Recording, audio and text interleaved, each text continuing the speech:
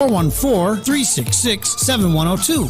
414-366-7102. Or visit the website at TotalRequestENT.com.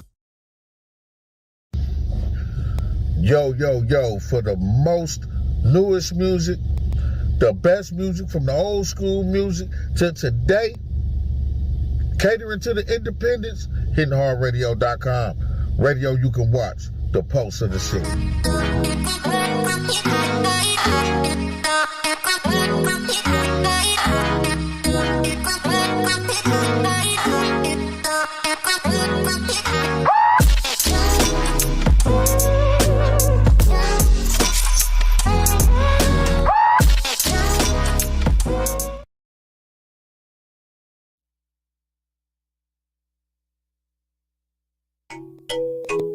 The Morning Shift, MKE, uncut, 10 a.m. to 11 a.m. right here on HittingHardRadio.com. Real topics, real news, news you can use, you dig? You can also catch us at the Pulse of the City page on Meta or Facebook or HittingHardRadio.com.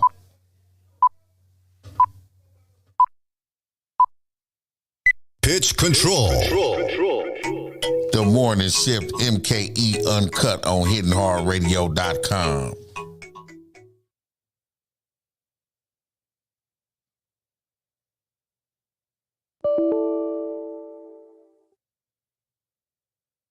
What you doing still in bed, man?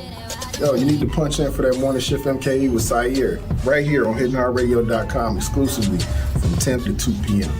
Check it out, man. Listen out.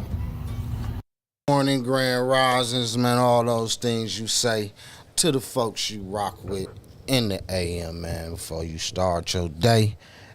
After you take care of your personal hygiene, man. That's a real important thing. You got to take care of your personal hygiene. Man, my spirit's kind of down today, y'all. Man, I've been getting bad news back to back.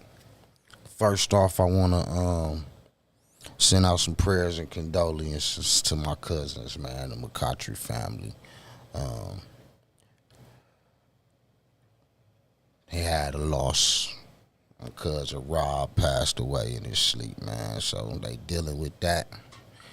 The funeral will be next week, Tuesday.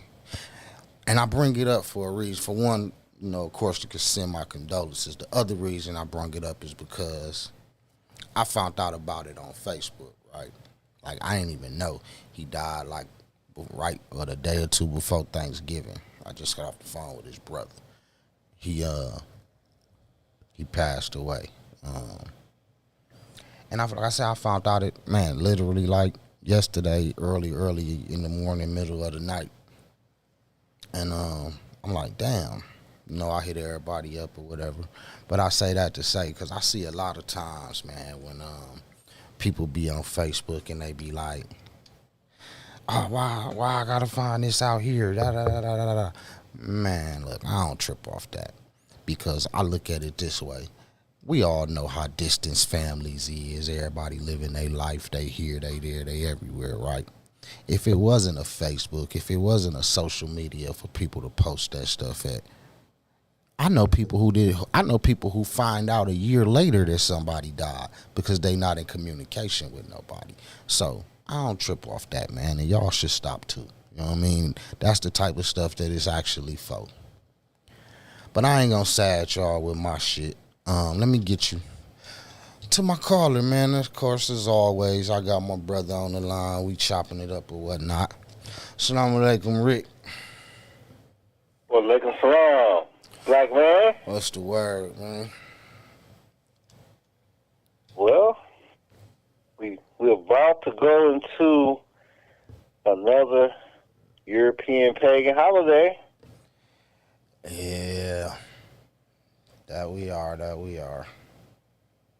You know, as a Muslim, and, you know, I've been a part of the religion 35 years now, so that's the majority of my adult life, even though I grew up Christian.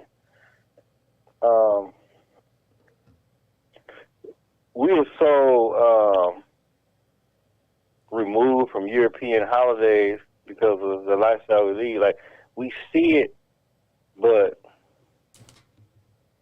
we don't acknowledge it. Yeah.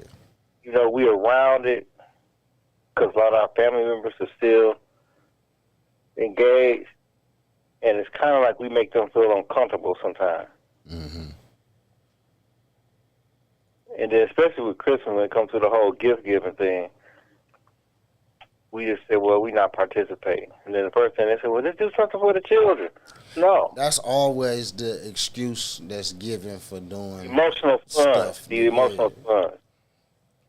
It's always like, well, No, it's, I'm not- I I'm not- know, but it's for the kids. I don't care. That's how they be. I said, well, you take care of your children.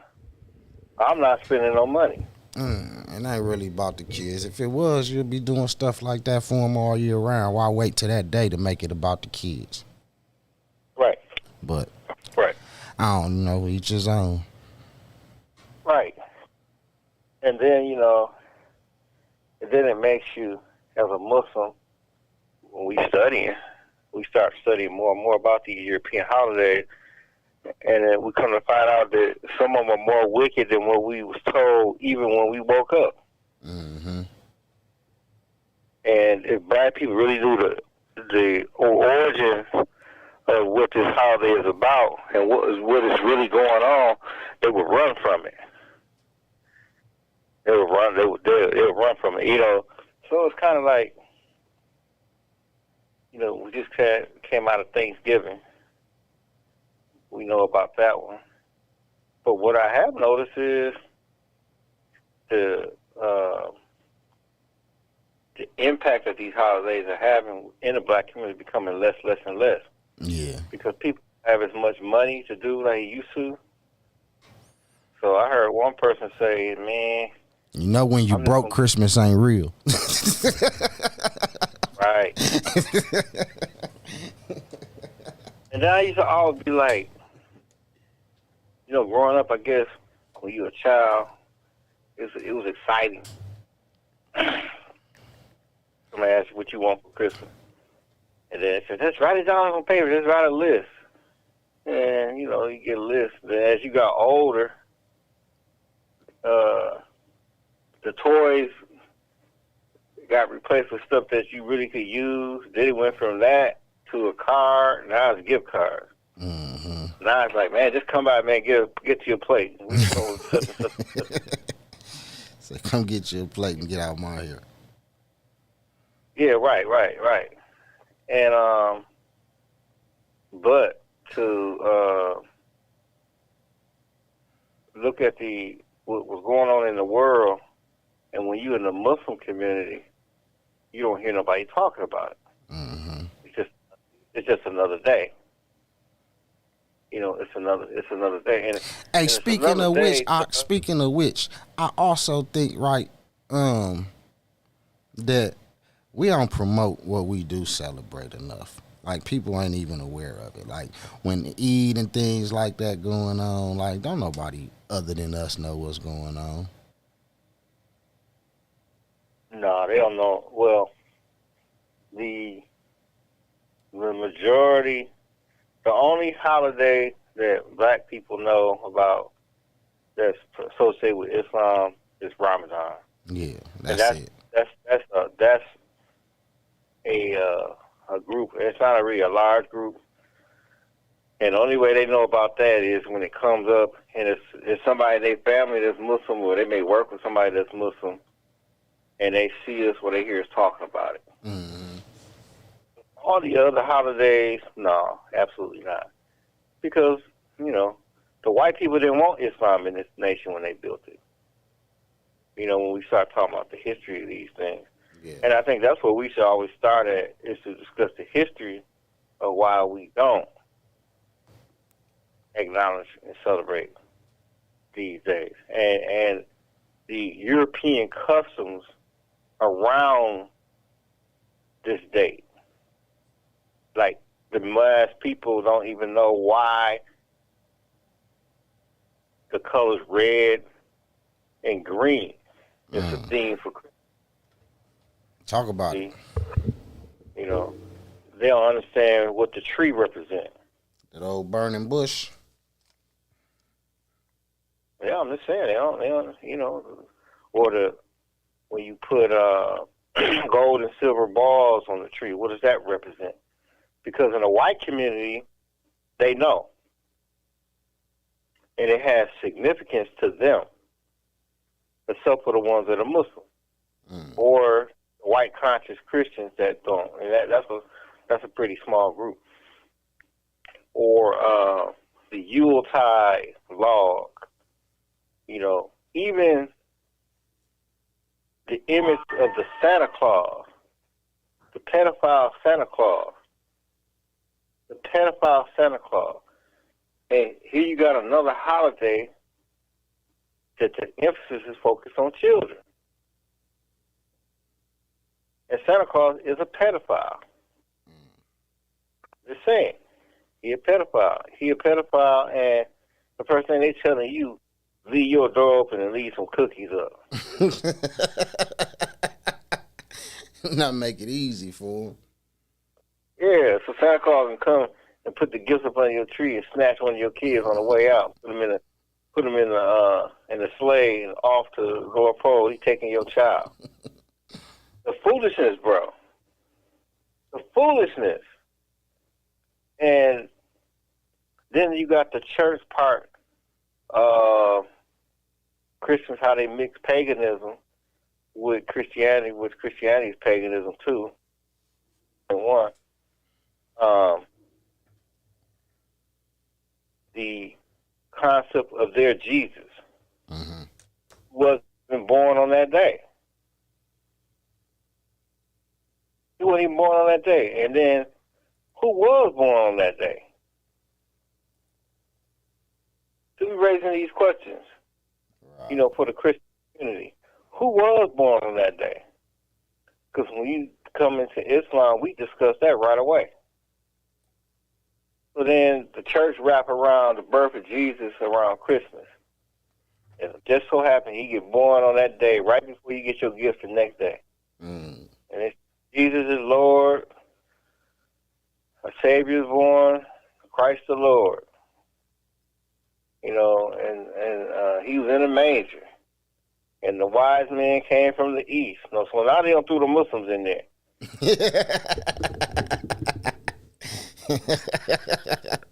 That's the wise man's from the east. Yeah, but he don't come to January. He don't come there. He don't come well to January. You know, he around January sometime. January 7th, 6th. The wise men in the east come. They come to visit. So my thing is, these myths that are made up by white people that we follow, versus that should be another family time day.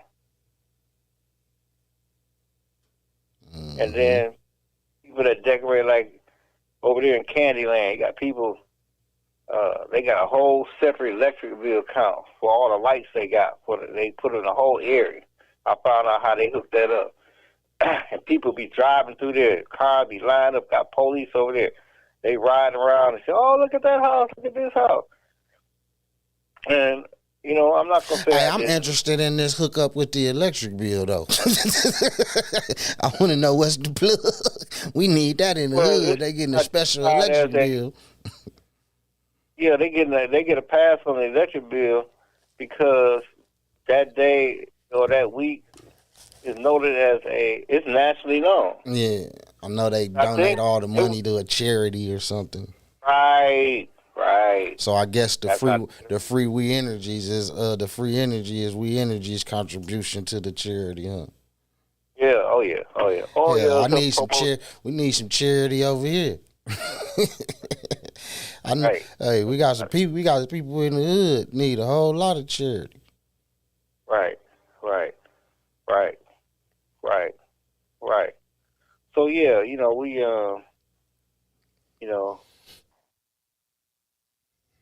looking at that whole piece and people getting stressed and depressed. Yeah. You know, this time of year. Now, the one thing I say is, the way brothers and sisters see the holiday is totally different. I think. think. If a woman comes from a family is a bunch of women, they definitely are more engaged into it. Because they got to get that dinner together. Then while they get the dinner together, they doing their gift giving. They try to get a list, get everybody's name on it, who participated and all that. The men, not so much. You know, we used to say, oh yeah, it's basketball and football on that day. Baby, bring me a plate when you come from over there. You coming over there? Nah, I ain't coming. I don't want to be around all them people. I'm going to be right here at the house. Yeah. Or, you know, you might come in the whole, you know, I'm just saying, you know, just, you know, where we as people, we waking up, though. We waking up. Because some people looking at, man, I'm not buying nothing. And then they start doing a little study and they come to find out, man, I'm giving all these Jewish people all my money. I'll be broke in January. They down in Miami chilling. Or they in the south of France chilling. Off of all my money I gave them. I done charged my cars up to the hill. And they Mr. Goldman, he down in Key West, Florida, going to the Orange Bowl game and chilling on the beach and it's 35, 80 degrees. Because, you know, I know, like, when I used to work in retail, right? I used to work downtown in Capitol Court. I always used to wonder, like, when it get this time of year be cold, right? And you go in the Boston store or Marshall Fields or Macy's, right? You see all this summer gear. Like, you know, shorts and tank tops and, you know, all kind of stuff, women wear sandals and everything. And I'm like, man, why they got this stuff out? It's cold outside. Ain't nobody wearing these cold clothes. So come to find out, I said, no, I'm not wearing it. But rich people who got money wearing it because they going to the Bahamas. See? Everybody not doing what you do. There's another whole different class of people. When they get 10 degrees, they go someplace where it's 85 and stand down there a week at a time. Yeah. And a week at a time. You know? And, yeah, I kind of, you know, I look at that. I know you got your phone lines open up. Yeah. You know? Our people, sometimes they just like to hear good conversation about real issues. You know, people like this segment. You know, because two brothers talking, chopping up, just talking about stuff that's happening in your everyday life. Oh, the other thing is, so the Jewish people have been crying. So they finally negotiated something with Hamas, and they start releasing the hostages. So they done reached about 100 of them now, maybe a little bit over 100 of them, the ones that, whatever the deal was. So now the Jewish people are here talking, well, we need to wipe them out. So they mad at Biden because Biden is not saying that. So they want to wipe them out, huh? Yeah, they want to wipe them out. They want to wipe them out. And that's not going to happen. Even though as bad as they want it to happen, they just got caught. They got caught up. You know, they got comfortable. The Muslims rose up against them and told, look, y'all got to get up out of here. And to speak on that, you know, I would say maybe 15% or less Black American people even understand the whole Palestinian-Israel piece and why that is taking place. Yeah, because I'm one of them. I ain't even paid it no attention. Yeah. Other than what I hear everybody talk about. I got my own wars and battles I'm fighting, man. I ain't got time for nobody else's. Right. And it's all connected, though. Yeah. That's the last conversation we was having. You was telling me that and all. But man, Right. the pains of me and my people just, I can't feel nobody else's because I'm too busy feeling ours. You hear me? I feel them too. I feel theirs too. But just remember, the people that put us in slavery is those same people that benefited from that money and took that money and built another country over in Africa. In the same place where they stole us from. But when they was doing that stuff to us and we was over there, right?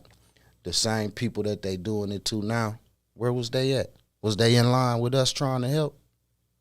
No. That's why I don't care. No, they didn't even know. That's why I don't care. That's why it's hard for me to care. It's hard for me to give a shit about somebody I feel don't give a shit about me. No, it's more complicated than that. It may be, but that's how I feel. It's more complicated, and just as it's not okay. So I was having this conversation in the inbox last week. I made a post about. I put some pictures of Palestinians and some Hamas people. And they had ski masks on, right? Mm-hmm. And I said, yeah, every black man and boy need black ski masks, military training. So about, 25, 30 people inboxed me, and we were having a conversation about it. They liked the idea. Mm-hmm. So the first thing they want to talk about guns. So I stopped them right there. I said, I understand why you say guns. I said, but first thing, you got to have a mindset. I said, because when you decide to go in like that, and you do use guns, where you going to get your guns from and where you going to buy bullets from? So this got to be thought out. We in America. Yep. We don't make guns. We don't make bullets. Do we have an ally in another country where we can get something from? At this present time, I would say no. Mm-hmm. It might be somebody out there, yeah. But if that was to happen, how do you build an alliance?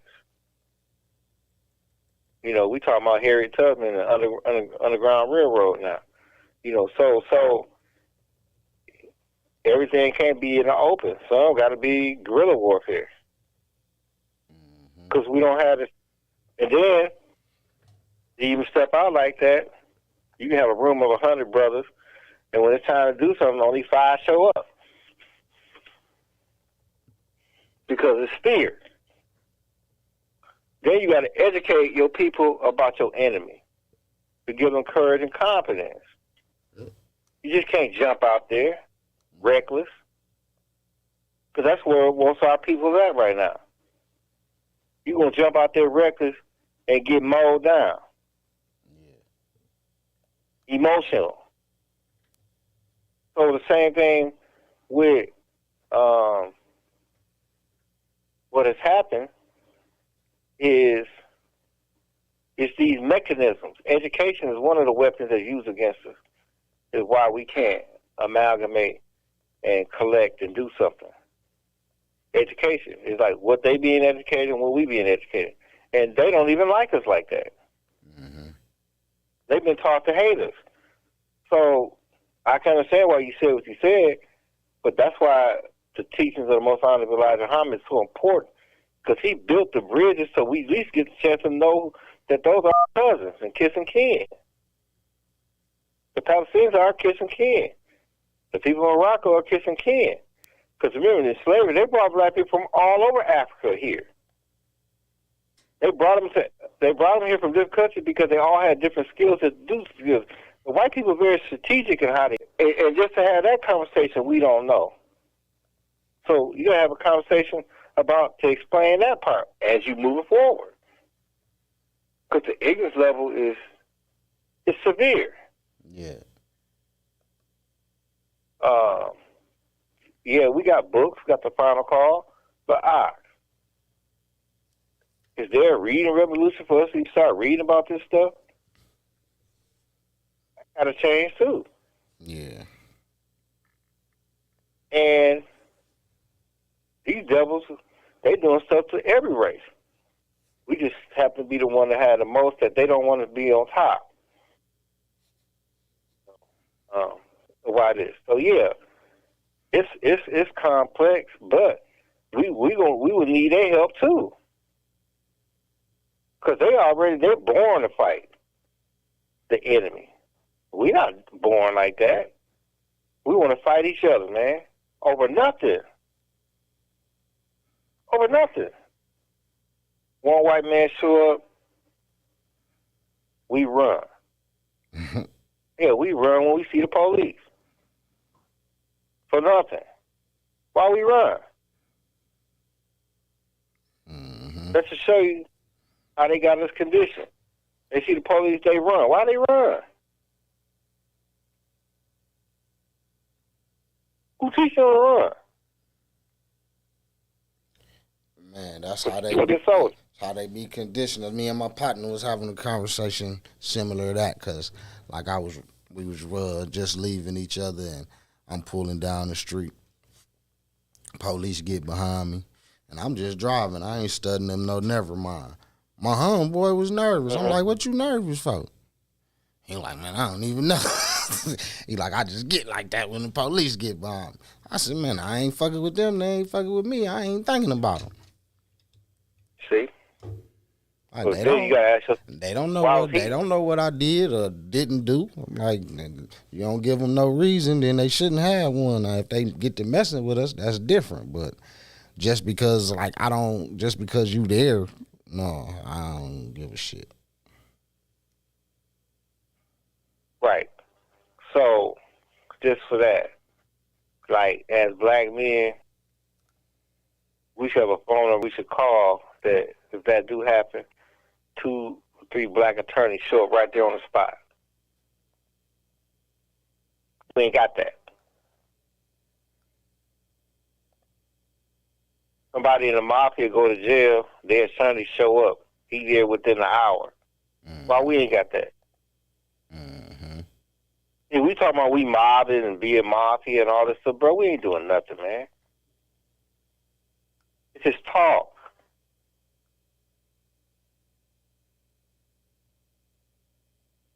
You ain't mobbing. You ain't doing nothing gangster. Just talk. If you heard on a rap song, it sounds slick. But to actually be doing it? No, man. No. Because the younger brothers don't like the older brothers. And that's where the mistake is.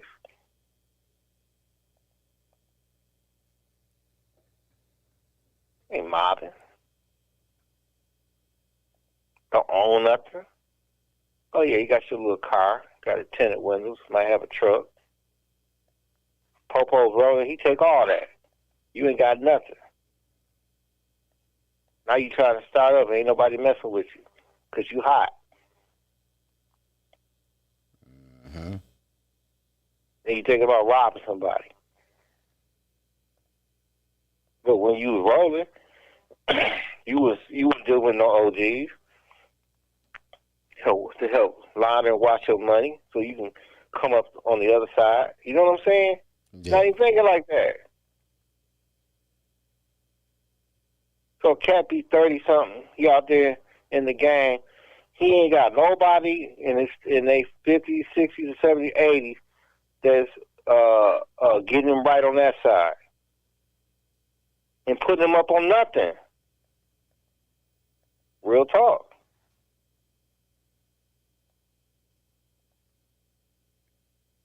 You ain't got nobody putting him up on nothing.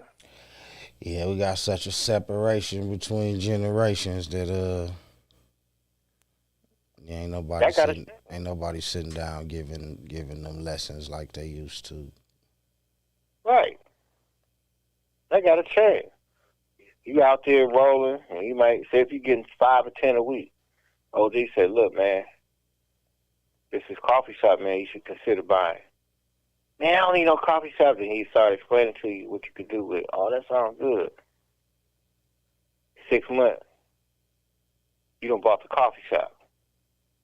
So you can start expanded and transcended.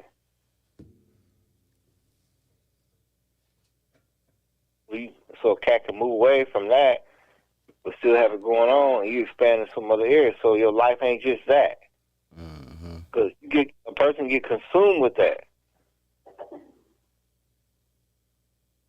It's a lot of stress. That's a lot of stress. Yeah, but, that piece is critical because they still protesting over here every day. They protesting, and it's going to spill over into our community. And our people going to start looking at, man, it's going to spill in our community. They're going to start talking about human and civil rights here. Look how Allah got that set up. And see, the Palestinians and the other Muslims from other countries, they don't fear the police.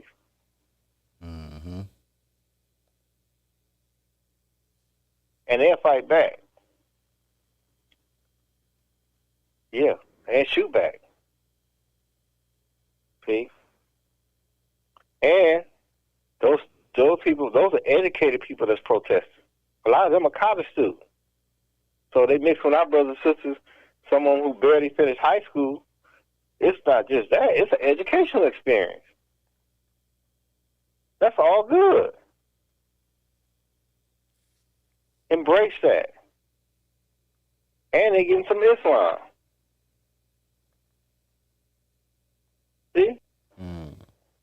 See the beauty of that?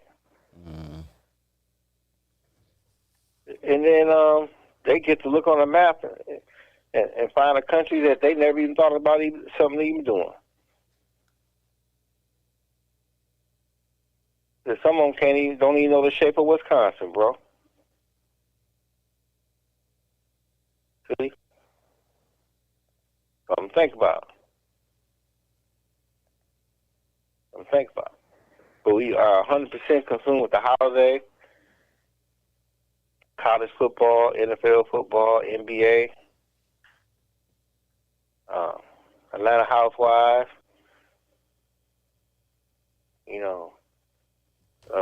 Dance with the Stars.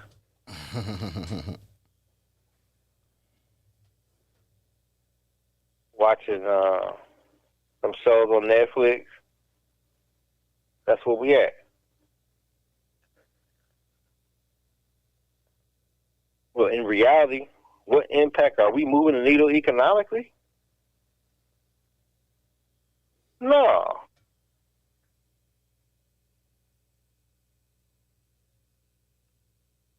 No, but I will say this.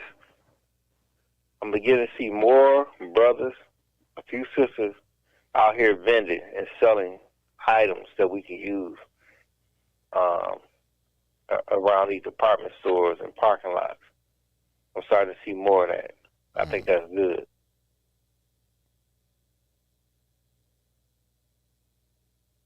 A lot of them are selling detergent, washing powder, washing liquid, stuff like that. That's a good start. Because it's going to come down to that.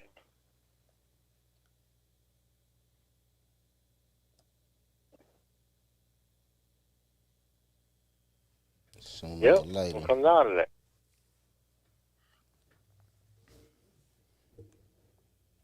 Oh, yeah. And, another thing is this reckless driving. Right? Now, they have brought driver's ed back to the schools. But our conversation we need to have with our young people is, why are you driving reckless?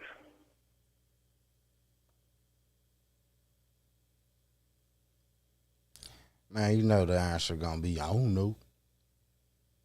Well, but why does it always seem like it's black kids doing it, though? Because that's all they show us, man. We ain't the only ones. We ain't the only ones stealing cars. We ain't the only ones. None of that.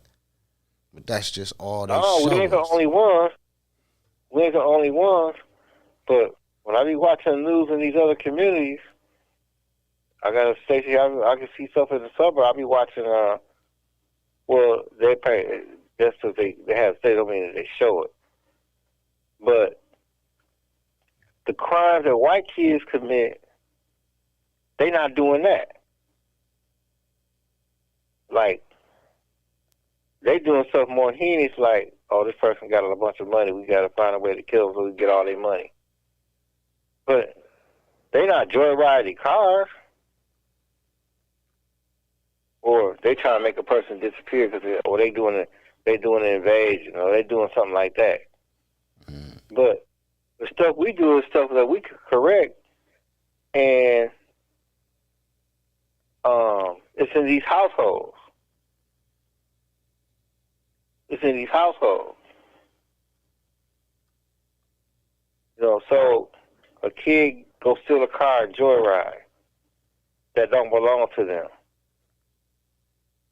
What form they mind to want to do that out?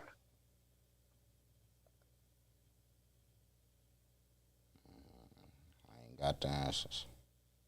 Your generation didn't do that. Mine didn't either. I ain't gonna say we didn't, because a lot of this stuff going on, we did. We just did. We wasn't into telling people what we was doing. You know what I mean? Like, we wasn't video recording that shit and telling people what we did, man. That wasn't cool. I don't know how all that became cool. Crime was supposed to be a secret.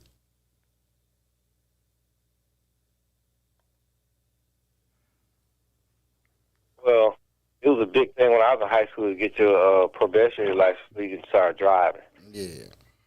But I'm saying we was getting licenses and stuff like that. But I'm saying, like, even But with we weren't thinking about stealing no cars. Man, we was doing that. I ain't even gonna say we didn't steal cars. Like, we did it differently though. You know, like now the focus is Kias. When I was in middle school, it was Toyotas. I'm on the south side.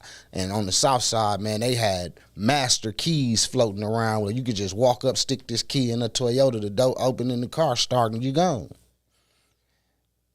You know what I mean? I had some friends that we went to middle school, and one day at the parent-teacher conference, a group of the friends decided to go up to the school and steal all the teachers' cars.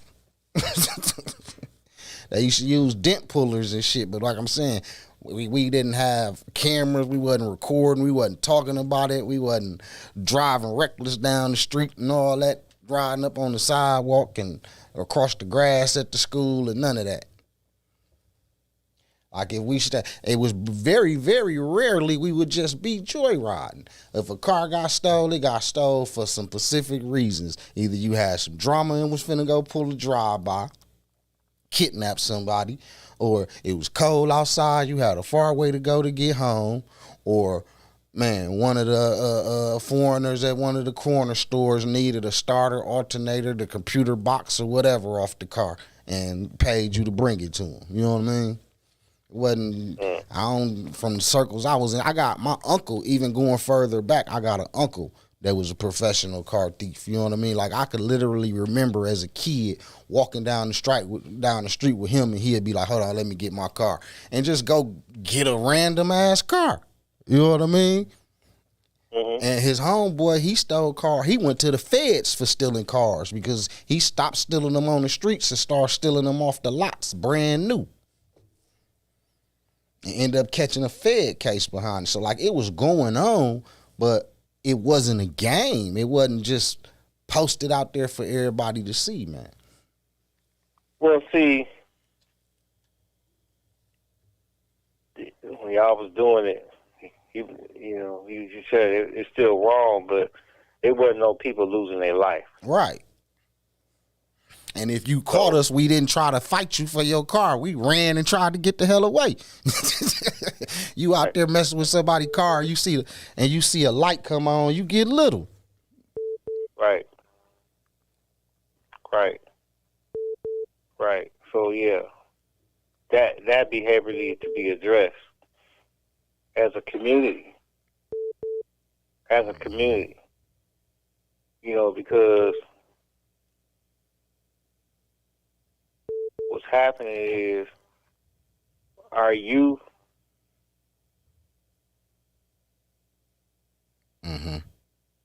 Uh-oh, I think we lost him. Somebody was trying to call in, and we lost him. Let me get him back on the phone, y'all. Man, y'all clocked in, hittinghardradio.com, the morning shift MKE. Hey, if you missing us on Facebook, man, you can go find us on YouTube, WHHP-TV. And of course, you can always find us on the website, hittinghardradio.com, or even over on Twitch. We are the Pulse of the City. You know what I mean? We're gonna make sure you can tune in to us. We got quite a few ways you can tune in to us. You can LinkedIn. Yeah, we back. We had lost. Somebody was calling and somehow it disconnected both calls. But Oh, wow. yeah. Got a caller? I think this caller might be, man, I don't know, like it's a 920 number. I think that's like Oshkosh or something.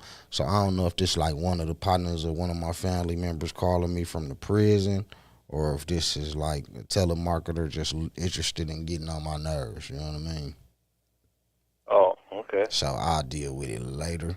They didn't call the station phone. We on my phone, so that's why I didn't answer it. They didn't call the station phone. If they'd have called the station phone, I'd have answered. And with that being said, the station number is 414-502-9447. If you want to call in and be like, man, y'all tripping. Don't be messing with my Christmas or anything like that, man, feel free. All right, go ahead. Yeah, but yeah, we like I was talking to a brother, a Muslim brother, he in Ohio, and he in this chat group I'm in, and we was talking about things to build our ummah in our black communities, right? And I said, because once you change the behavior, then you got to start, acquiring services and stuff that people need. Mm-hmm. In your direct community, that you don't have to go so far out. So one of the things I thought about we need is health care. Oh, definitely. Like, it should be a mini hospital. We'll say a mini hospital that got like 20 beds. Speaking of healthcare, I got a quick question because somebody posed this question for me yesterday, one of the partners. He work in a factory. You know what I mean? Working on machinery, I guess you call it a plant. They like make sand belts or whatever. And one of his co-workers decided he wanted horseplay and punched him in the shoulder. Literally dislocated the man's shoulder. He fall down. He ended up having to go home for the day. It's actually one of my other brothers. He called me to let me know he was leaving. He was at home, left work. You know what I mean? I'm like, why? He tell me what happened. I'm like, why is y'all horse playing at the job for one? You know what I mean? He like, man, I wasn't horse playing, that was dude. I'm like, man, you done been doing something for him to be comfortable enough to play with you like that. But I say that to say, when something like this happen and you literally on the job clocked in, now can these things fall on the insurance of the company? Like, do he got a workers' comp situation, or like, what he gotta do? Or do he sue the co-worker that hit him in the arm and for what it's finna cost his medical bills and all? Because he already had an injured shoulder due to get surgery on it. And this dude punched him in that exact shoulder. Wow. First, he should go to HR and file a complaint. Okay. Let's see what else I gotta find out. Do they even got an HR? These little small. He started there with, and he got some type of insurance. yeah. Especially he worked in the factory. Yeah. But I told him he must be prepared for all those white folks in there that was his friend and not be his friend no more. And he said, why? I said, because once you sue them, y'all ain't cool no more.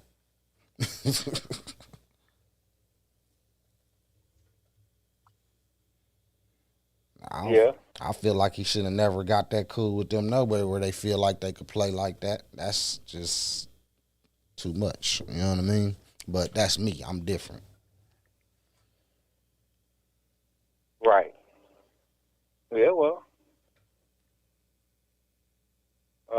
I mean, I agree with all that. I don't believe in that horseplay at the job, so. Right. Work. But, we're in a generation where everybody want to be playful and funny a lot, you know, and I'm not with that. I don't want to Like, I don't want to horseplay with nobody, man, because people funny. They be trying to try and test you. In my mind, but in my generation, somebody hit you, it's on, bro. right? Yeah, I Straight think up right there. I think that Not if no that was matter me, where- out of my reflexes would have cost me my job. You know what I Right, mean? right. But I would never put myself in a situation where, you know how white boys horseplay? Yeah. Like white boys, they horseplay, like, to show another woman that they tough. You see it in a movie. It's like, they had that one game, like, they slap your hands, or, I bet I can take any punch you got, stuff like that. That's in the European culture. That's that wrestling, wrestling BS stuff. But brothers, we didn't do that. You know, matter of fact,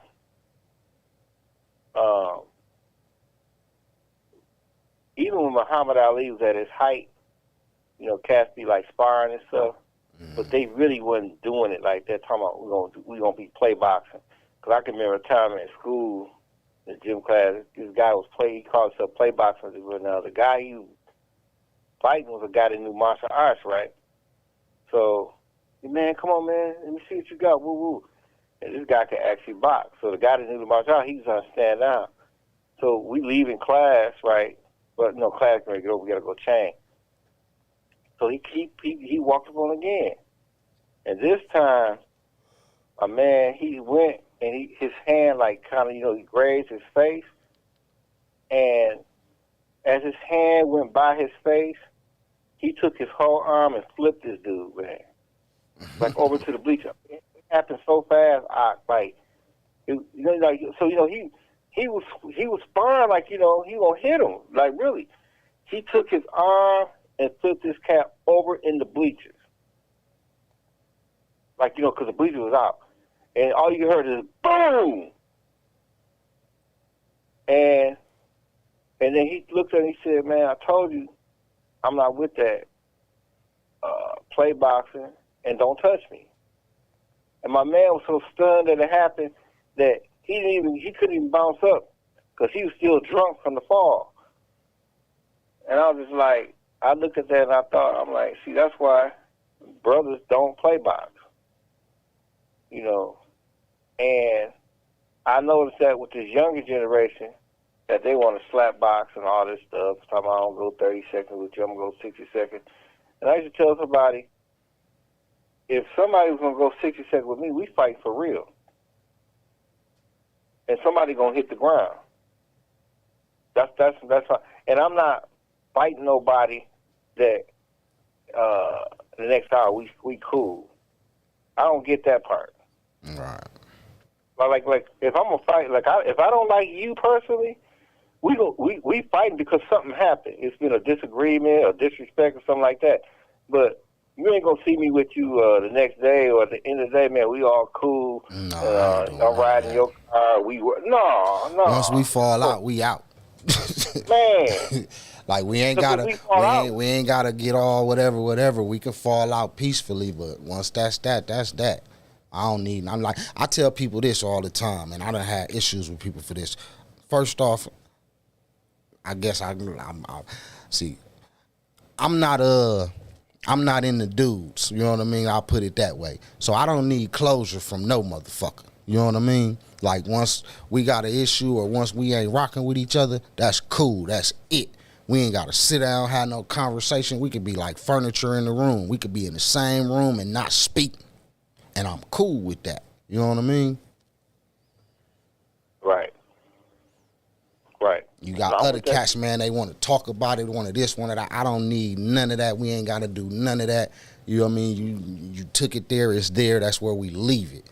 I don't give a fuck about your sorry, no, none of that. Go tell that to somebody that love you. I mean, we on the same page.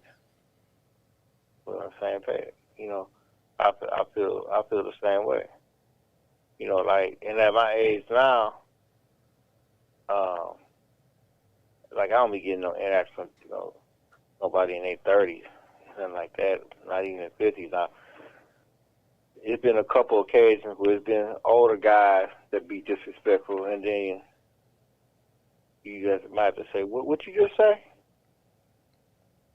Like I remember I was at this event, and we sitting at these dinner tables, right?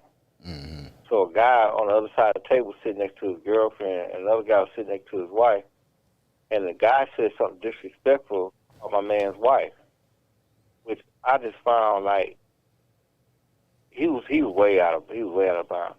My man said he was eating. He said, "I'm gonna say this."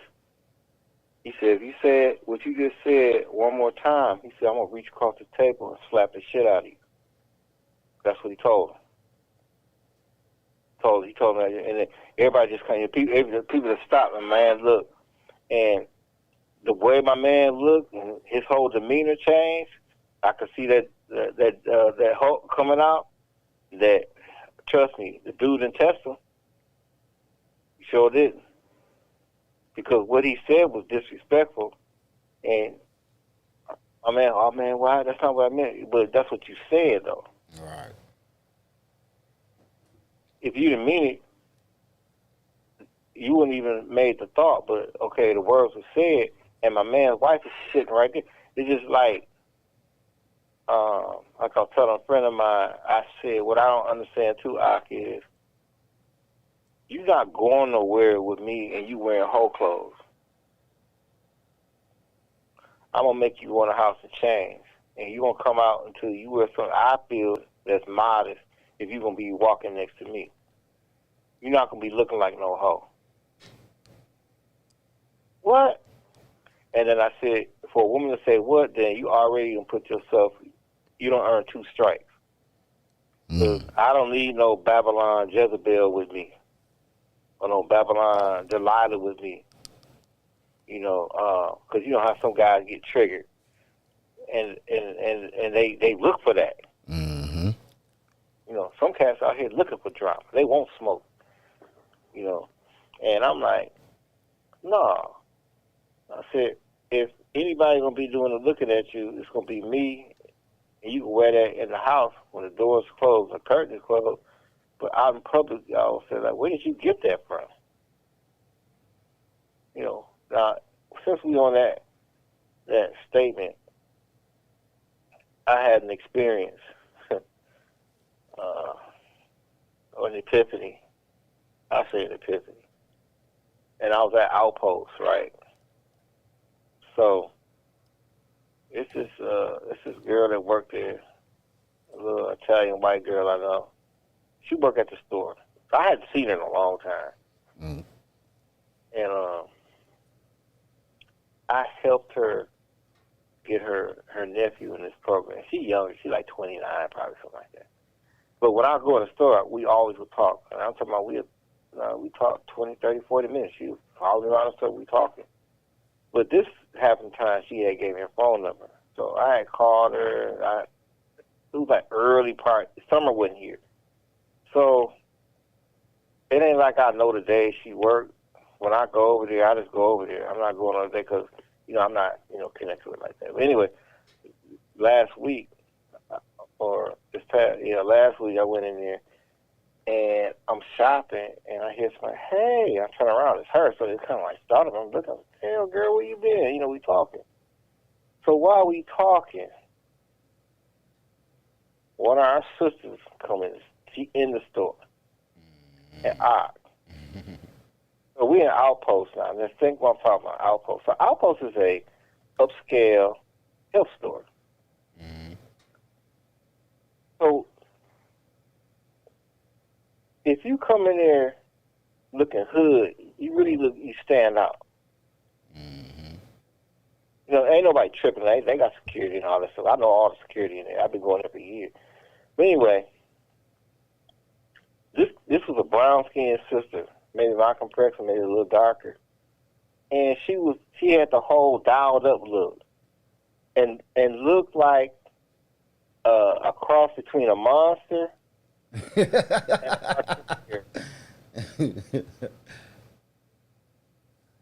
like a so she had this blonde wig on, these camel eyelashes, these long things, bro. I was like, like I looked and then I looked away. So anyway, I was standing there talking to my friend, and she had a question. I said, "Oh, she needs some help." So then she helped her, and the sister was looking at me like, "I don't understand why you're not giving me no attention." And she was kind of tall. I could tell like if she didn't have all that on, that she probably was a nice looking woman, but he had that whole hood dialed up look, bro. I'm talking about the whole thing, bro. And I don't see that a lot, but I do see it. It ain't like it's foreign to me. But it interrupted my flow of conversation I was having with the other girl, because we just we catching up, because I know people in her family, right? Mm-hmm. And it wasn't like I was trying to holler or nothing like that. But our sisters, a lot of them is lost, bro. They don't know what beauty is. They really don't know. You say Nefertiti, Cleopatra, and they want to look like Sexy Red. And like if I was someplace and I saw her, I would keep going. Other than she would speak and say, "How you doing?" Other than that, I'd keep going. And I think that women like that, they dress like that for other women. Not that they lesbian, but they think that's what's in. But a high percentage of brothers, 6%, don't like it. Like the men that they want to be interested in don't like it. And I don't think they know it. Well, the men starting to be more vocal on that point anyway. You know what I mean? Like, I see a lot of guys criticizing that stuff these days, especially like the big old surgery booties and BBLs. Like, people kind of like ain't really into that no more. They is looking ridiculous. They doing too much with it. Okay. I say the Baylor brothers, the casuals, the randoms and the simps, they like that. And at any given time, a brother can be all 4 or 3 to 4 or 2. I want to see somebody like that made it to like their elder years. They had that done. I want to know like, do they got to keep going back to get it done because they body changing, or you know what I mean? I had to do a show. I had a guest before, actually a cousin, that she had surgery, and she was on the show. She mentioned it, but we didn't get off into a deep conversation on it. But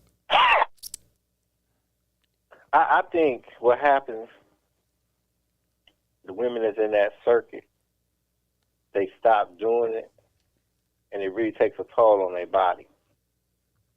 And the reason I say that is, I know a couple women. Now, you got to remember, the ones that's doing that, they into the going out nightlife. And as they get older versus just taking care of their body, exercising, eating right, everything starts to shrivel and shrink.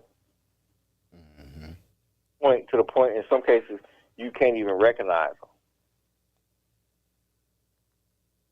And then grandmotherhood comes along, and then the weight and all that kind of stuff. So in the short term, it's trendy, and they doing it for attention. Now remember, wherever they go out to and club at, those are the people that like that. So the men are in them spots, and I've seen it. So it's not for the general public. It's for the neighborhood they live in and wherever they go and party at. Mm. Those are the people or the men that's in those environments that like that. And they pretty much doing it for them. See? But like you said, in the general public, now, the ones that really do it, they have jobs where they don't they don't have a dress code, so they can do it. So like you see like girls that work at Walmart and some grocery stores, stuff like that. But if you work someplace like a bank or downtown or a clinic, no, you can't do that. You know, or they'll say, well, you can do this, but you can't do such. Because it'd be a difference when you look at those black women versus the others. It'd just be like, okay, like look at Bianca now versus Bianca, say like 10 years ago. Mm-hmm. She's totally different.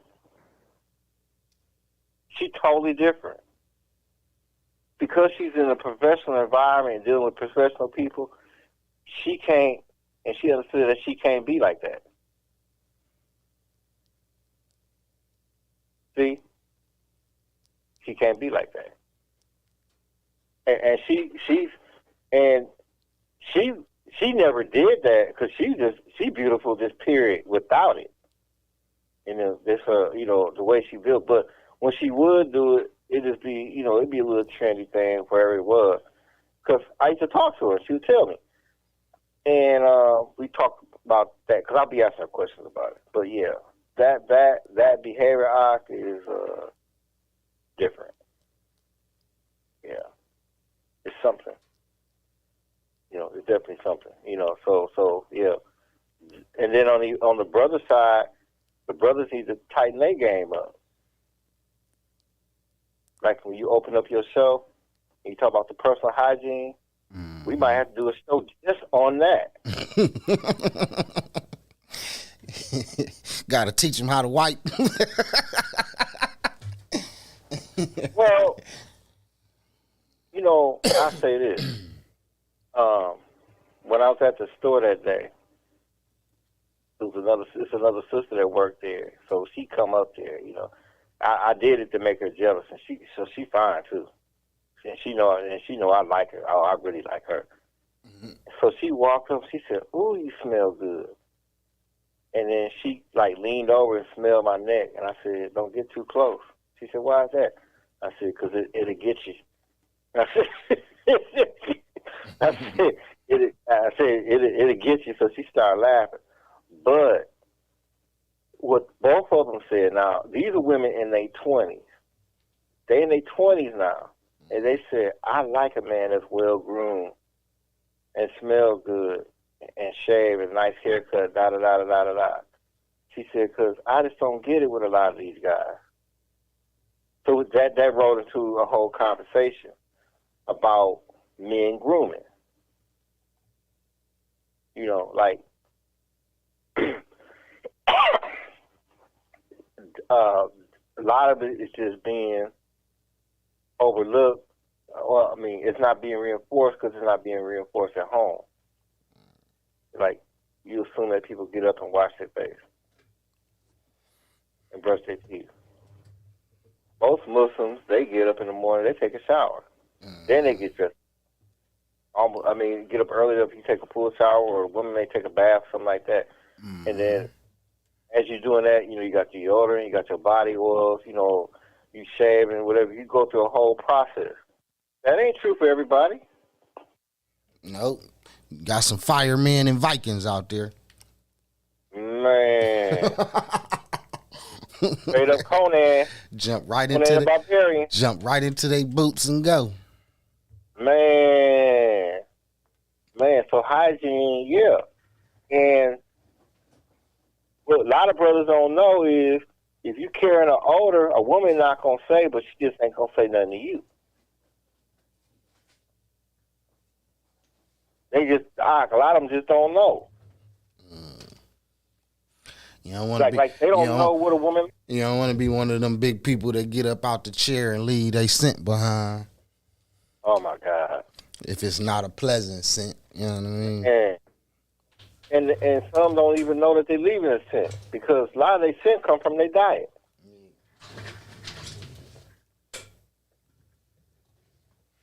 You know, and then like, okay, so what hygiene items are you buying? As a man, what are you buying? What kind of deodorant you buy? Right. You got a couple toothbrushes. You know, you brush your hair, you put oil in your hair, what? Right. There's definitely a stark difference. It's a lot of things, man. A lot of people need to go change their toothbrush right goddamn now. They had that same one for far too long. Right. Or how often you wash your clothes.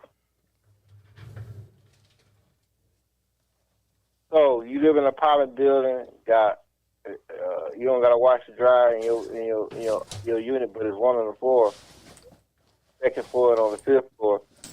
How we handling that? You know what I mean? Mm-hmm. You know, you got enough underwear and t-shirts to go for 2 weeks. They ain't all gotta be white; it can be different colors. You know what I mean? Mm-hmm. And yeah, going to the bathroom and wiping. They got man wipes. They got something called male wipes. Man, I ain't spending no extra money. I'd use the baby wipes. Them perfectly fine and work the same way. Baby wipes is fine too. Yeah.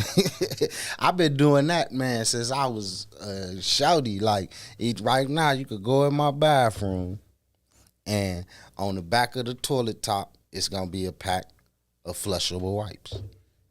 Actually, it ain't even on the back no more. I got one of them toilet paper stands that you stack the rolls in, put one on the hanger, and then it's got the basket on top of it for the wipes. It's actually made that way for you can sit the wipes on top and all that. Yeah. Since now more people done caught on, so they make, you know what I mean? They make little devices that cater to that. Right. And I don't have a what you call it? What we call it, the little basin thing like we got in the bathroom at the mosque, but I got like a bottle. Right. I got a bottle that I fill it, and when you put like an old dish detergent bottle or something, you squeeze it in the water, shoot out. You know what I mean? Because I need some pressure. Right. That's what I got. I use that, and I put some. I put a little fragrant dish. Yeah, I put a little body wash in there. I think I got some Tag or something in there. Or even when I go out and about, I carry my own hand sanitizer. Mm-hmm. So even when I go urinate, I got my own wipes, and then I wipe that area off with it, and get the dribble off. Man, I had to explain that to somebody once, right? Because first off, I don't know why he was watching that man in the bathroom, for one. That was kind of weird. But we was in jail, and one of the foreign Muslim brothers was in there. He went to the bathroom. Of course, he grabbed a tissue, you know what I mean, and he wiped it. Some cats seen him do that and, got to kikiing around the unit. We were like, I'm like, so I had to actually sit him down and explain what and why he do that. You know what I mean? Because a lot of our practices, man, the non-Muslims don't get it. I think I remember back when COVID first kicked off, I made statuses telling people, man, you want to protect yourself against COVID, man. Practice the hygiene. Started using the hygiene practices of the Muslims, man. They were, right. Keep yourself clean, man. You know what I mean? Of course you can get it because there was so many ways to get it, touching people, this, that, and the other. But overall, you get a lot of the Muslims, man, who stay up to code that don't get as sick as much. You know what I mean? Because they being as sanitary as possible. And I mean, my mama used to always point out that the brothers selling the bean pies up on Fond du Lac and all that in the middle of the summer with a suit on didn't sweat. She's like, man, I don't know. No. She's like, them brothers be out there in the heat and they don't even sweat. No. No, because when you eat one meal a day and you're not eating pork and beef and all this toxic food, and you're drinking plenty of water, you always stay hydrated. Mm-hmm. And of course, you it's hot, but you're not gonna sweat because they got a T-shirt on, and the T-shirt will act like an air conditioner to your body. So if you do sweat, the T-shirt will catch the sweat and keep your body, keep your body cool. But drinking lots of water and stay hydrated, the water cools your body off. And people that eat a lot of junk food got a lot of salt in their body. So it's just like a car that overheat, don't have enough water in it. When you get a headache, you got too much salt in your body. Most of the salt from the food is from the pork. So you got to drink some water. So your nutrition and diet has a lot to do with that. Plus, like you said, becoming ill, stuff like that. And that's true. You rarely hear of Muslims being sick. Now, this COVID, it got a lot of us because there are a lot of Muslims that are dealing with diabetes because a lot of them don't fast. And a lot of them are still eating where they're not disciplined enough where they just stop eating something. Like, okay, the black American Muslims more suffer from it than the Muslims in the nation and the Muslims from overseas. Because they're not eating like you go over. I was over by a friend of mine's house last week. He's Muslim, and his wife and grandmother was cooking right.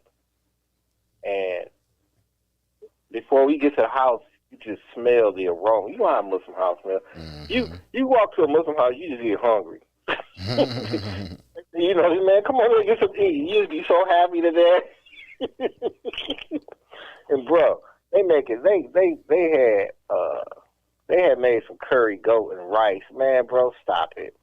I mean, even a salad, and I love salad, but the salad they made, it just made it look like it's like you was in a restaurant. You was eating, you ain't trying to be this. They said, go ahead, eat more, because they want to make sure you eat. And they eat healthy. Yeah. It's just like Giannis Antetokounmpo. They Nigerian, right? Even though he got a Greek last name. I bet you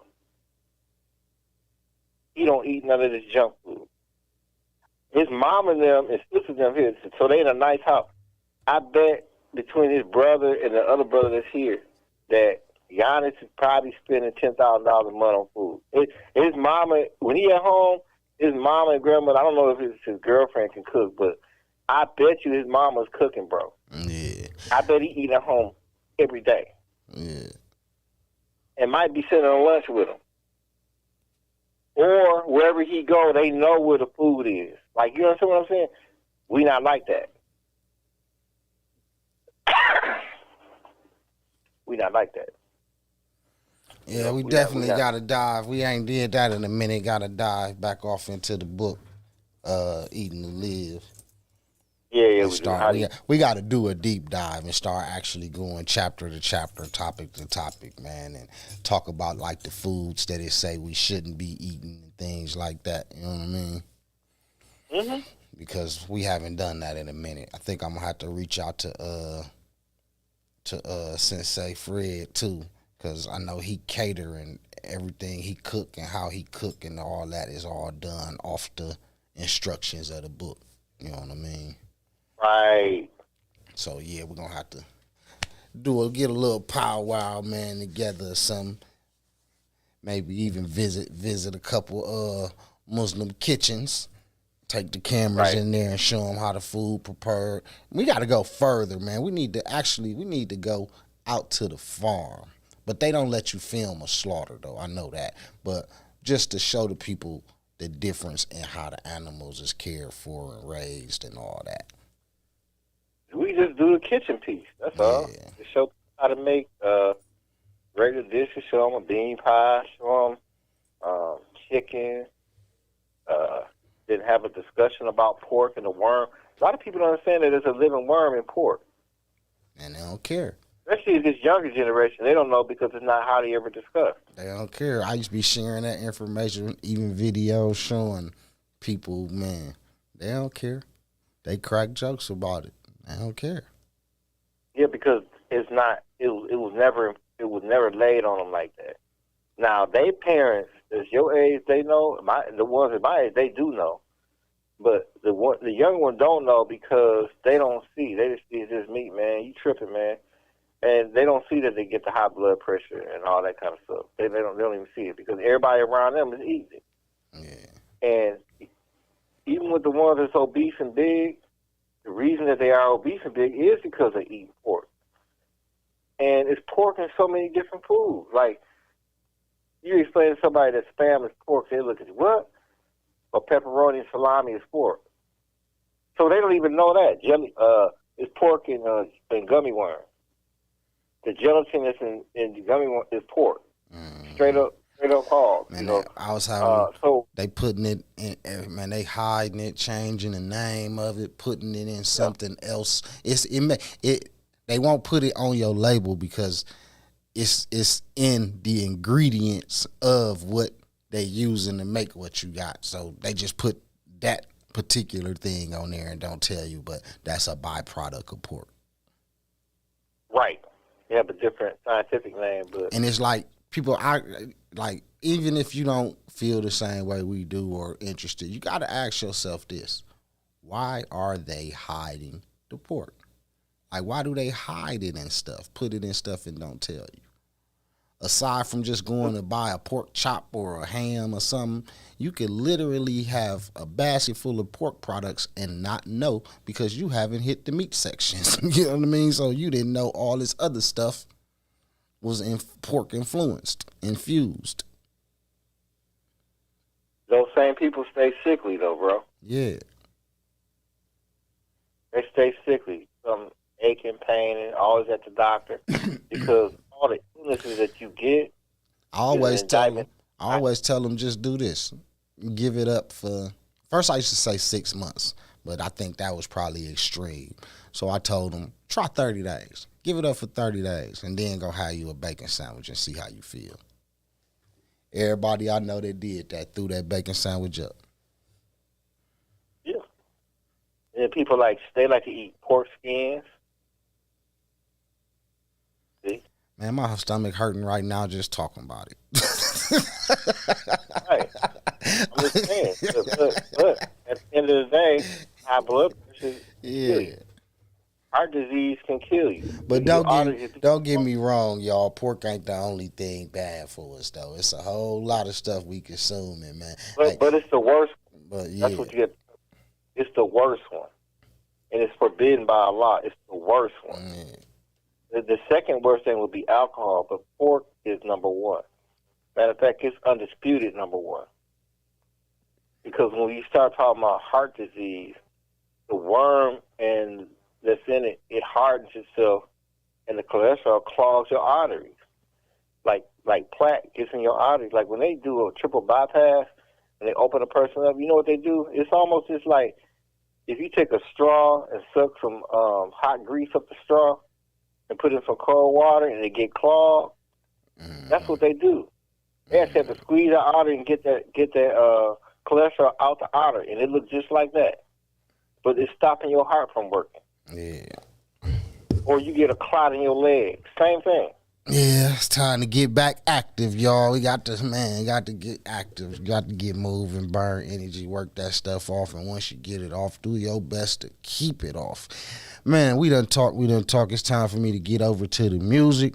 Normally, I ask you for a final thought, but I think today I'm going to give one because I see one I like. And the final thought for today will be, our history was written by those that hung our heroes. Given this fact, it is therefore foolish to believe that the history taught to us is true. Y'all keep it locked. Wow. HittingHardRadio.com, the morning shift, MKE. Hip-hop and R&B. Hip-hop and R&B. Right here. HittingHardRadio.com. It's great radio.